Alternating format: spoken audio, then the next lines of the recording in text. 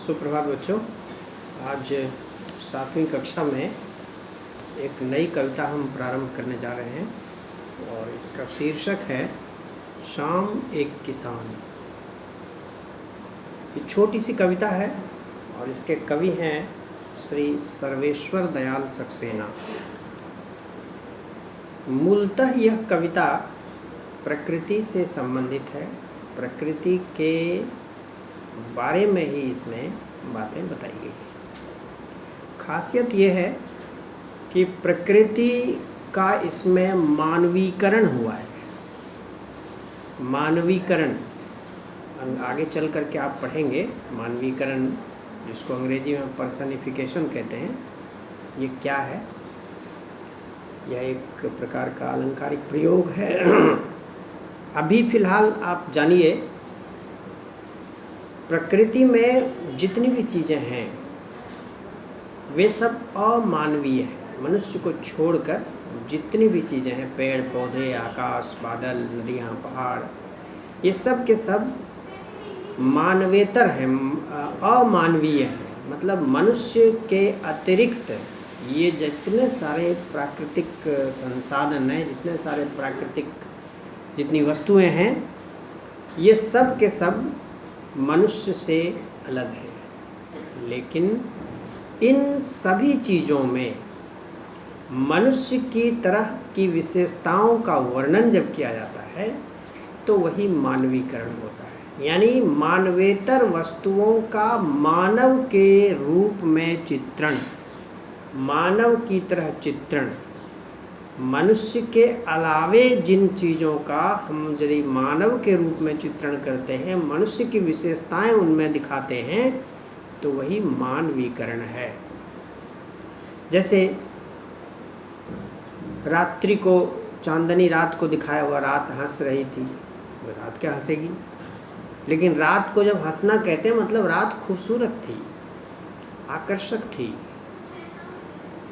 हंसता हुआ चेहरा आकर्षक लगता है। रात यदि आकर्षक हो, खूबसूरत हो, देखने में सुंदर हो, तो कहा जा सकता है कि रात हंस रही थी। यहाँ क्या हो गया?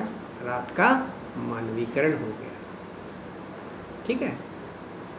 अब सूखे पत्ते से युक्त किसी पौधे को देख कर कहा, पौधा मुरझा, पौधा तो उदास है। पौधा क्या उदास होगा भाई? उदास तो आदमी होता है। लेकिन पौधे में उदासी का चित्रण करने से मतलब पौधा देखने में अच्छा नहीं लग रहा। जैसे उदास आदमी देखने में अच्छा नहीं लगता है, उसी तरह से जब पेड़ पौधा देखने में अच्छा ना लगे तो कहा जाएगा कि पेड़ पौधे उदास हैं। उदासी मनुष्य का स्वभाव है और पेड़ पौधे में उदासी का वर्णन कर देना मानवीकरण। ठीक है। तो इस तरह से अमूर्त वस्तुओं में, अमानवीय वस्तुओं में, मानवेतर वस्तुओं में मानवीय गुणों का आरोप करना मानवीकरण कहलाता है।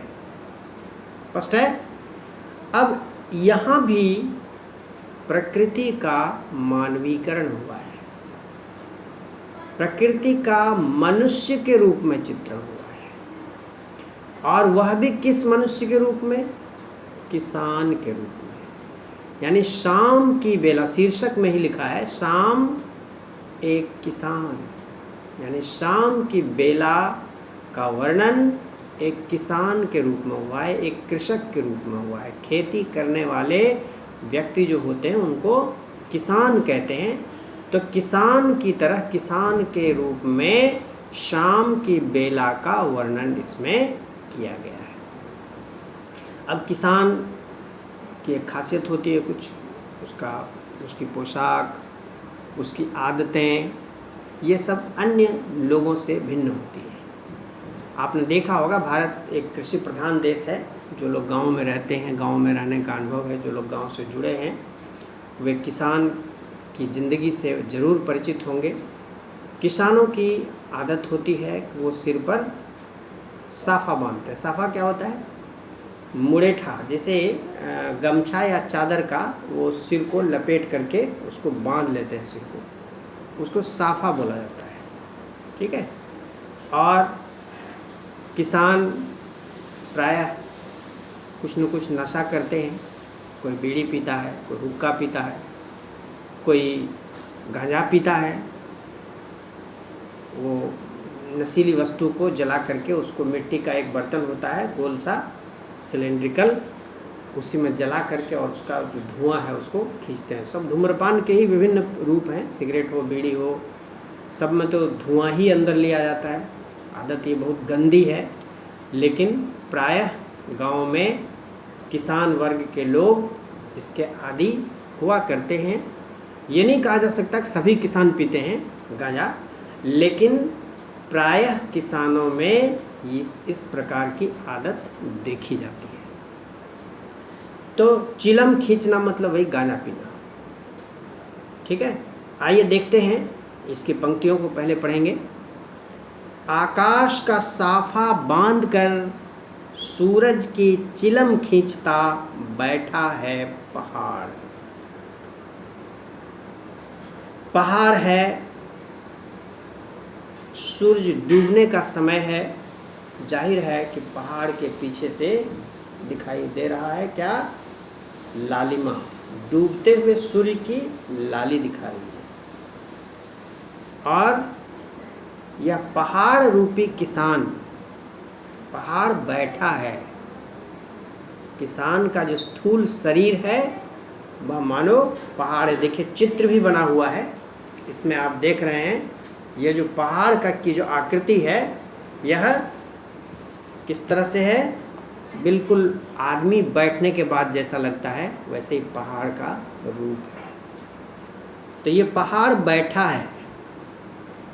बैठा क्या है इसका, साफा क्या है इसका? तो पूरा आकाश, पहाड़ के ऊपर आकाश फैला हुआ है।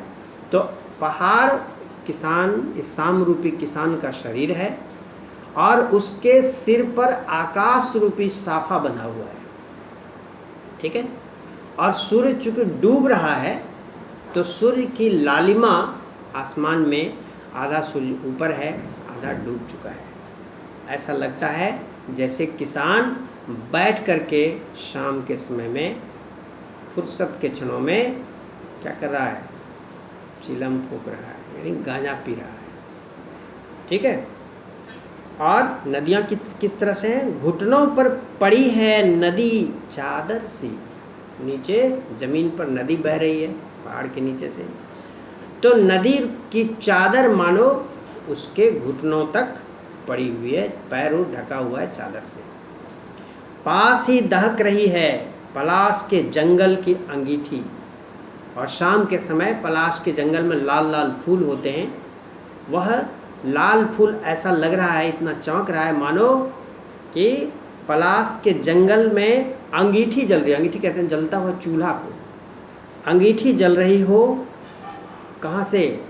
पलाश के फूल इतनी अधिक मात्रा में हैं, लाल लाल होता है वो फूल, और पलाश के जंगल में इतने अधिक लाल फूल हैं कि लग रहा है कि दूर में आंगन में क्या हो रहा हो? चूल्हा जल रहा हो। पलाश के जंगल की अंगीठी, अंधकार दूर पूर्व में सिमटा बैठा है भेड़ों के गल्ले सा। अंधकार अभी आया नहीं है, आने वाला है। अंधकार कहाँ बैठा है? दूर पूर्व में। सूरज कहाँ डूब रहा है? पश्चिम में। वो पूर्व से धीरे धीरे धीरे धीरे सूरज डूबने के बाद फैल जाएगा, पूरी दिशा में आ जाएगा।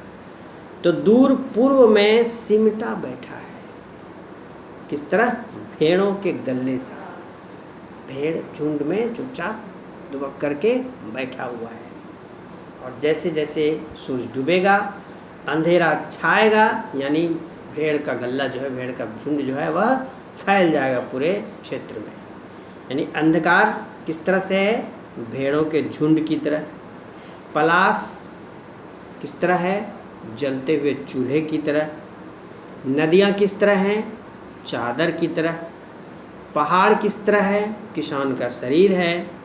और डूबता हुआ सूरज किसान के मुंह से लगा हुआ चिलम है। आकाश किसान के सिर पर बंधा हुआ साफा है। तो इस तरह से ये प्रकृति का मानवीकरण है। किसान के रूप में शाम की बेला का चित्रण कितना सुंदर मानवीकरण का उदाहरण है। लेकिन ये समय स्थायी नहीं है। यह समय जो है, ये शाम की बेला बहुत लंबी नहीं होती, वह ढल जाती है और रात होने लगती है। किसान बैठा था, आराम से हुक्का पी, ये चिलम पी रहा था। लेकिन किसान अकेला तो है नहीं, कब तक बैठेगा? घर से उधर से आवाज़ आई। क्या आवाज़ आई? मोर। अचानक बोला मोर। इस बेला में मोर ने आवाज़ लगाई। वो आवाज़ किसकी हो रही है यहाँ? जैसे किसी ने आवाज़ दी, सुनते हो? चिलम औंधी, धुआं उठा, सूरज डूबा, अंधेरा छा गया। वह किसान बैठ के मस्ती से चिलम पी रहा था। घर से पत्नी की आवाज़ आई कि सुनते हो? यानी उसका बुलावा आ गया। ये बुलावा किसका आया? तो मोर की आवाज़ का। दूर में कहीं किसी मोर ने आवाज़ लगाई। ऐसा प्रतीत होता है मानो उस किसान को घर से उसकी पत्नी ने आवाज़ लगाई हो, और फिर वह किसान क्या किया उसने? चिलम औंधी। वो चिलम जो है गांजा पीने वाला, उसको उल्टा के रख दिया। धुआं उठा, आसमान में धुआं हुआ, चूल्हा जल रहा होगा। सूरज डूबा, अंधेरा छा गया। पूरी तरह से रात्रि का आगमन हो गया। शाम की बेला समाप्त हो गई। वह किसान जो था वह बैठा हुआ था, पत्नी ने बुलाया, वह उठ करके घर चला गया। ठीक है, तो इसमें शाम की बेला का किसान के रूप में चित्रण है। ये आप इसको पढ़ेंगे और फिर किस रूप में चित्रण किया गया है, इसको पढ़ने के बाद आप इसको लिखेंगे। जैसे मैं बता देता हूँ आपको, आकाश किस तरह है? किसान के सिर का मुरेठा, सूरज, चिलम से निकलती हुई आग, पहाड़, किसान का शरीर, नदियाँ, घुटनों तक ढकी हुई चादर किसान के, और पलाश का जंगल, सुलगती हुई अंगीठी, सुलगता हुआ चूल्हा, और अंधकार जो भी दूर है भेड़ों के झुंड की तरह है। मोर की आवाज़, घर से आई हुई किसान का बुलावा, किसान की पत्नी का बुलावा जो उसके घर से आया है, और इसके बाद वह किसान उठ करके घर चला गया।